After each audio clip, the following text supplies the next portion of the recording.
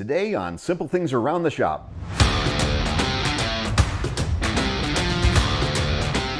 We start off with a 3-inch round bar of 4140 steel and work it into a rectangle. After heating the steel up to about 1600 degrees, we punch the eye. Using coal dust in the hole is one method of preventing the punch from sticking.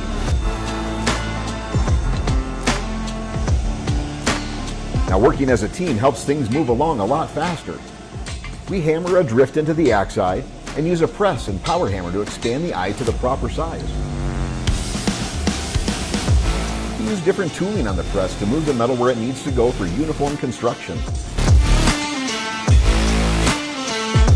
The critical thing at this point is to get the metal where it needs to be so that each axe has the same shape. Special tooling helps to form the profile quickly.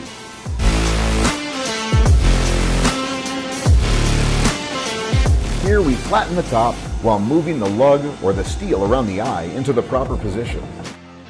Edge geometry here is critical, so it takes a skilled hand to get this correct each time.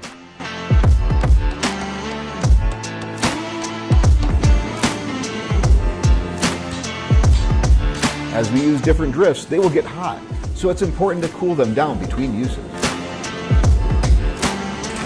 Strike while the iron is hot is the old saying, and you see this here. We've got to constantly go back to the forge to get it back up to heat again.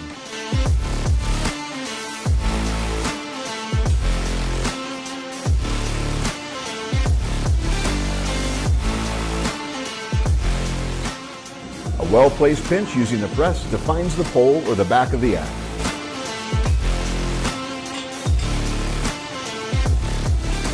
With that, the forging is complete.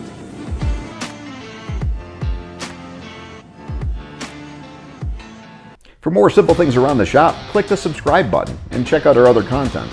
Simple Things Around the Shop. Shop tips without the fluff.